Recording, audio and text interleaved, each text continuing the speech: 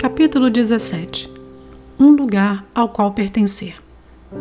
Agora vocês são membros da própria família de Deus e cidadãos do país de Deus, e pertencem à casa de Deus como todos os outros cristãos. Efésios 2:19. A família de Deus é a igreja do Deus vivo, a coluna e o fundamento da verdade. 1 Timóteo 3:15b. Você é chamado para pertencer, não somente para crer. Mesmo no perfeito e imaculado ambiente do Éden, Deus disse: não é bom que o homem esteja só. Fomos criados para a vida em comunidade, moldados para o companheirismo e formados para a família. E nenhum de nós pode cumprir os propósitos de Deus sozinho e sem ajuda. A Bíblia não apresenta nenhum santo solitário ou eremita espiritual, ou seja, um crente que vivesse isolado dos outros fiéis, privado de companhia. A Bíblia diz que fomos ajuntados, reunidos, edificados juntos, tornados membros juntos, feitos herdeiros juntos, combinados, mantidos juntos e que seremos arrebatados juntos. Você não está mais por conta própria. Embora seu relacionamento com Cristo seja pessoal, Deus nunca quis que você fosse particular. Na família de Deus, você está unido a todos os outros fiéis e faremos parte uns dos outros por toda a eternidade. A Bíblia diz: em Cristo, nós que somos muitos, formamos um corpo, e cada membro está ligado a todos os outros.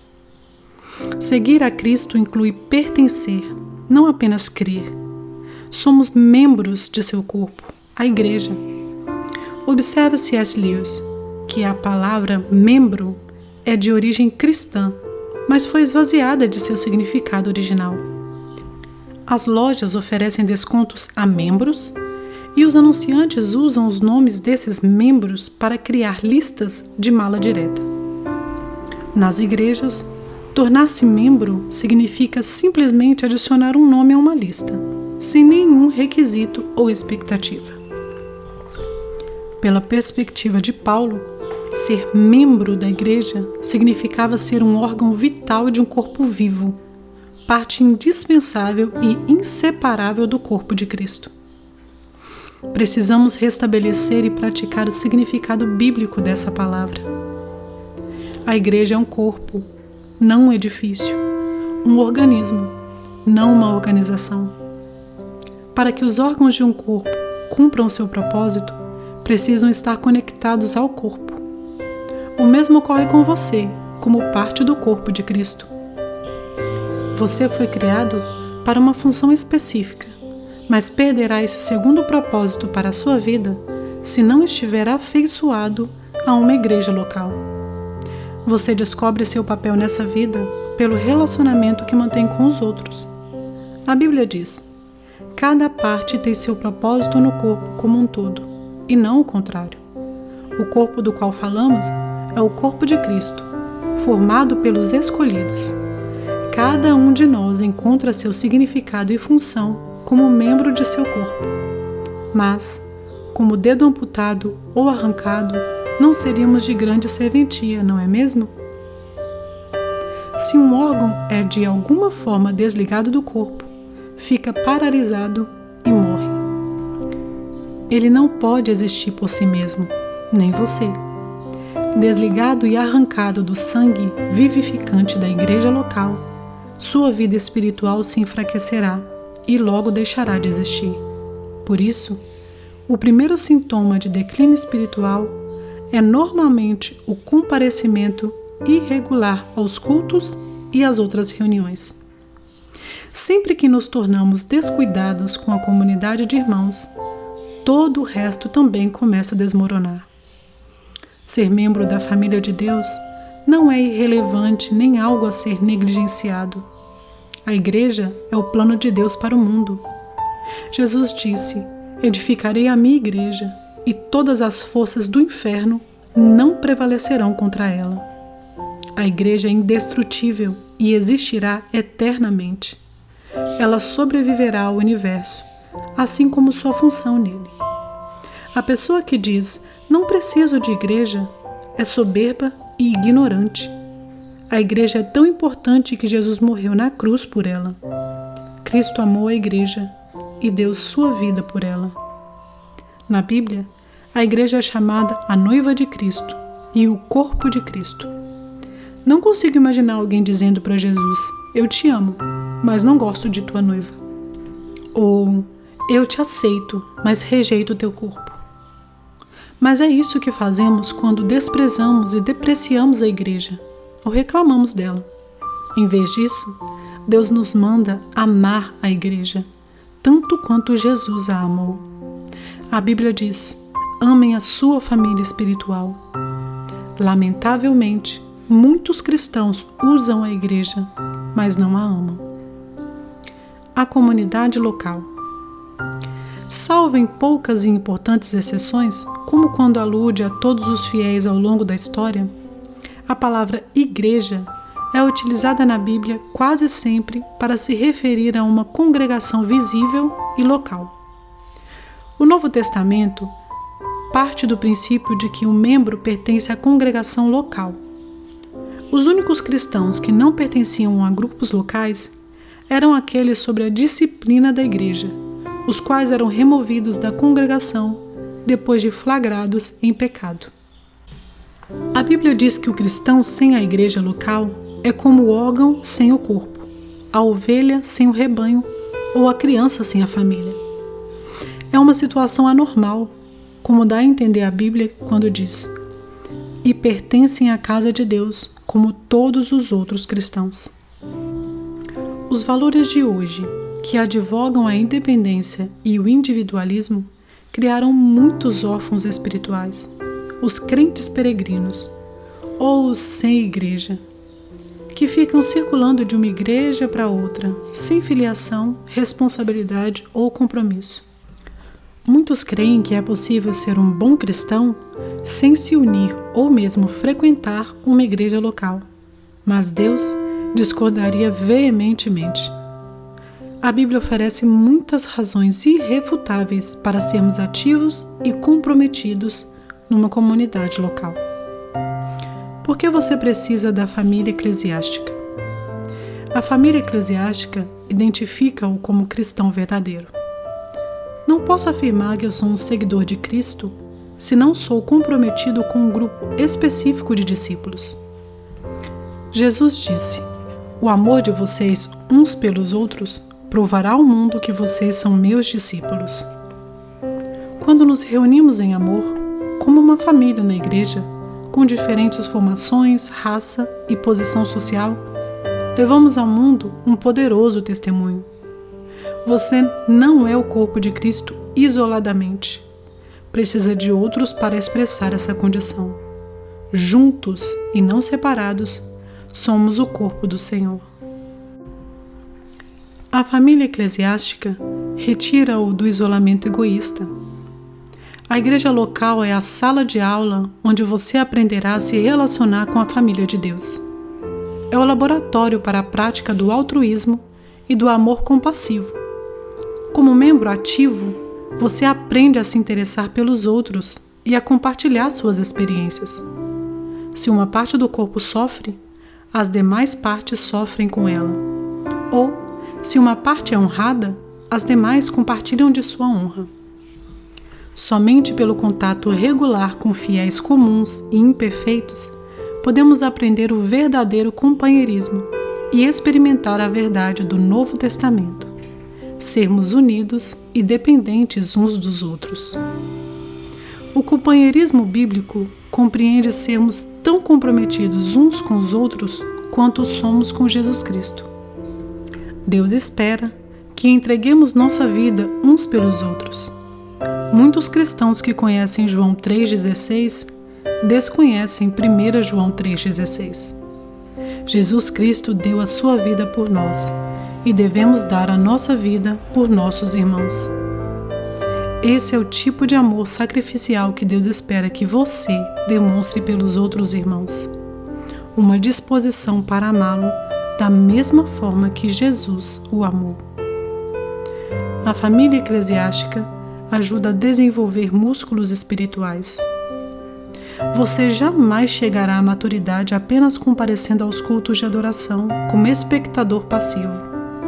Somente a participação nas ilimitadas atividades da igreja local desenvolve a musculatura espiritual.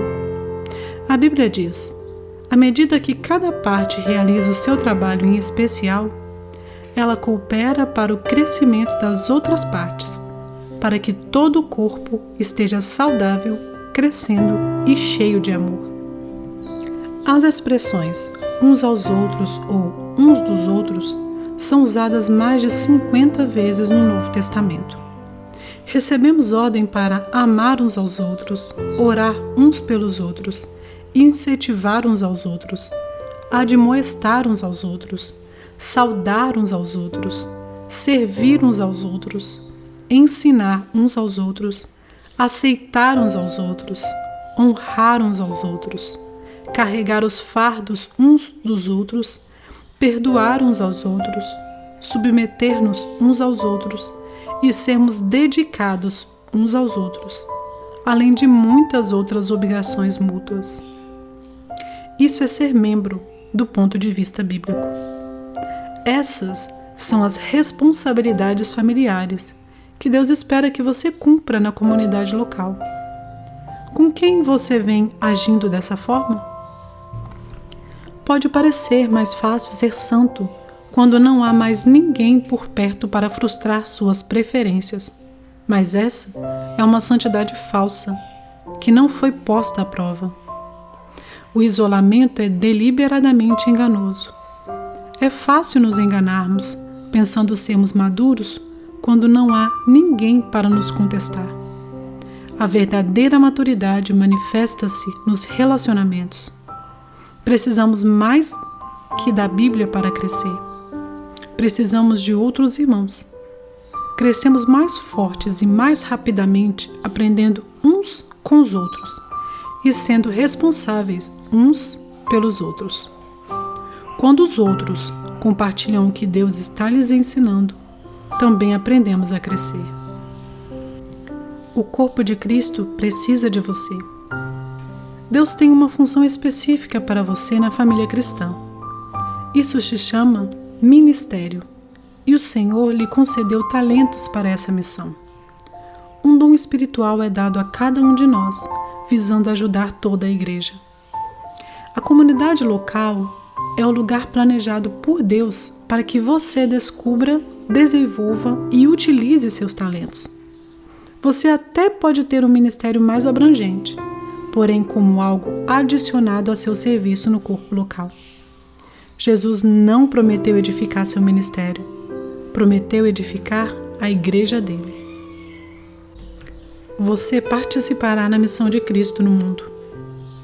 Enquanto Jesus andou entre os homens, Deus trabalhou por meio do corpo físico de Cristo. Nos dias de hoje, Ele usa o corpo espiritual de seu Filho. A igreja é o instrumento do Senhor neste mundo.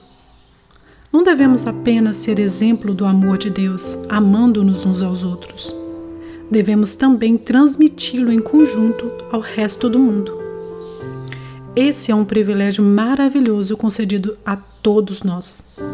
Como membros do corpo de Cristo, nós somos suas mãos, seus pés, seus olhos e seu coração. Ele realiza a sua obra no mundo por meio de nós, e cada um tem uma contribuição a dar. Paulo afirma: Ele criou cada um de nós por meio de Cristo Jesus, para que nos uníssemos a Ele na realização de sua obra, a boa obra que Ele já preparou para que a realizássemos, uma obra que seria melhor se estivéssemos realizando. A família eclesiástica irá impedi-lo de retroceder. Nenhum de nós está imune à tentação. Nas circunstâncias apropriadas, você e eu somos capazes de cometer qualquer pecado. Deus sabe disso. Então, nos atribuiu individualmente a responsabilidade de mantermos uns aos outros no caminho certo. A Bíblia diz: encorajem-se uns aos outros todos os dias, de modo que nenhum de vocês seja endurecido pelo engano do pecado. Não é da sua conta? Não é uma frase cristã. Somos chamados e recebemos ordem para nos envolvermos com a vida uns dos outros. Se você conhece alguém que se mostra espiritualmente inconstante nesse exato momento, é sua responsabilidade procurá-lo e trazê-lo de volta à comunhão. Tiago adverte: se vocês conhecerem pessoas que se desviaram da verdade de Deus, não as desprezem, procurem-nas, tragam-nas de volta. Um benefício relacionado à igreja local é que ela também proporciona a proteção espiritual de líderes devotos. Deus atribui aos pastores a responsabilidade de guardar, proteger, defender e cuidar do bem-estar espiritual de seu rebanho. A Bíblia diz: a responsabilidade deles é zelar pela alma de vocês, e eles sabem que devem se responsabilizar por isso diante de Deus. Satanás exulta ao ver fiéis afastados, desligados da vida do corpo, isolados da família de Deus e indiferentes para com os líderes espirituais, pois ele sabe que tais crentes estão indefesos e impotentes contra suas estratégias. Está tudo na igreja. Em meu livro Uma Igreja com Propósitos, explico como fazer parte de uma igreja saudável é essencial para viver uma vida saudável. Espero que você também leia esse livro, pois ele o ajudará a compreender como Deus planejou a igreja especificamente para auxiliá-lo a cumprir os 5 propósitos que ele tem para a sua vida. Ele criou a igreja para satisfazer suas 5 necessidades mais importantes: um propósito para o qual viver, pessoas com quem viver, princípios pelos quais viver, uma profissão para se sustentar e força para seguir vivendo. Não há outro lugar no mundo em que você possa achar esses 5 benefícios em um só lugar. Os propósitos de Deus para a igreja são idênticos aos 5 propósitos que Ele tem para você. A adoração ajuda-o a se concentrar em Deus. A comunhão ajuda-o a enfrentar os problemas da vida. O discipulado ajuda-o a fortalecer a fé. O ministério ajuda-o a descobrir seus talentos e o evangelismo ajuda-o a cumprir sua missão. No mundo, não há nada que se compare à igreja. Sua escolha. Sempre que uma criança nasce, torna-se automaticamente parte da família universal dos seres humanos. Mas essa criança também se torna membro de uma família específica, onde será nutrida, cuidada e crescerá forte e saudável. O mesmo ocorre do ponto de vista espiritual.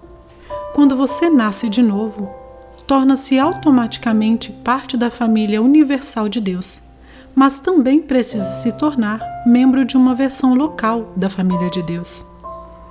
A diferença entre visitar uma igreja e ser membro dela está no comprometimento. Os visitantes são espectadores que ficam à parte. Os membros envolvem-se no ministério. Os visitantes consomem, os membros contribuem. Os visitantes querem os benefícios que a igreja propicia sem participar das responsabilidades. São como casais que querem viver juntos sem o compromisso do casamento. Por que é importante filiar-se a uma igreja local? Porque isso prova que você está de fato comprometido com irmãos e irmãs espirituais, não somente na teoria. Deus quer que você ame pessoas reais, não pessoas ideais. Você pode passar a vida inteira buscando a igreja perfeita, porém jamais a encontrará. Você foi chamado para amar pecadores imperfeitos, assim como Deus faz. No livro de Atos, os cristãos de Jerusalém eram bem específicos em seu compromisso uns com os outros. Eram dedicados à comunidade. A Bíblia diz: eles se dedicavam ao ensino dos apóstolos e à comunhão, ao partir do pão e às orações. Hoje, Deus espera que você se comprometa com as mesmas coisas. A vida cristã é mais que apenas um compromisso com Cristo. Inclui o compromisso com os outros cristãos. Os cristãos da Macedônia compreenderam isso, como Paulo relata.